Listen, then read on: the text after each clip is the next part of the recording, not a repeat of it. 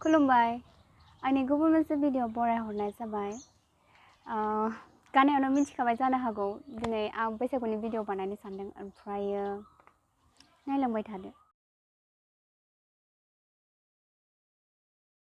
Good morning Parvati नोंखौ दिनै थुखैनोसै लावजों हालदैजों फान्थावजों खुबैगोन। दिनै जाबाय मोसौ बैसागु। गुड मर्निं लकी बे जाबाय पार्वतीनि बिमा। पार्वतीनि बिमा नों दिनै जाबाय मोसौ बैसागु मोसौखौ जोङो थुखैनोसै न'आवनो दैमाबो गैया पाइपजोंसो थुखैनांगोन। ओमफ्राय नै पार्वतीनि नेना माबा आइब्र'सो आखिनानै होबाय फादारा। नै बिमाखौबो आखिजोब्बाय ओमफ्राय हगारनोसै बैसागुनि देलाय होदों।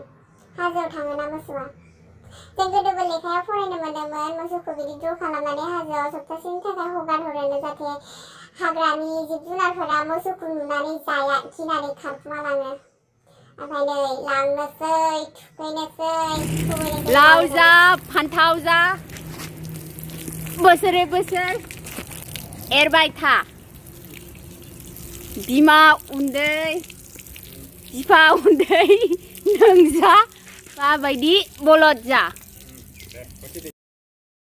लाखियाबो सानदों मासे बे फुंजानि थुखैखो होननानै आयौ माबायदि अत्याचार खालामनो हायो आंखौ सानबाय बेस्राया। ओमफ्राय नै फादारा स्टारबो आखिना होबावदों।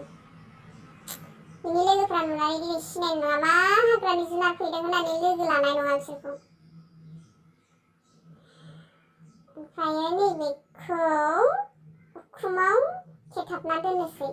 हाय हेलौ गोदान बोसोरनि गाहाम हामलाय हरनाय थाबाय बैसागु बोथोरनि। बिफांनि दालायाबो गोदान गोदान बिलाइ खिलिगौ गोरलै आरो लोगोसेयैनो दाउ खौवौबो बिफांनि दालायाव बानानै बैसागु बोथोरनि रादाय होफैदों हनै। फै जों बयबो रंजा बाजायै खुंलांनि देग्लायनि बैसागुखौ।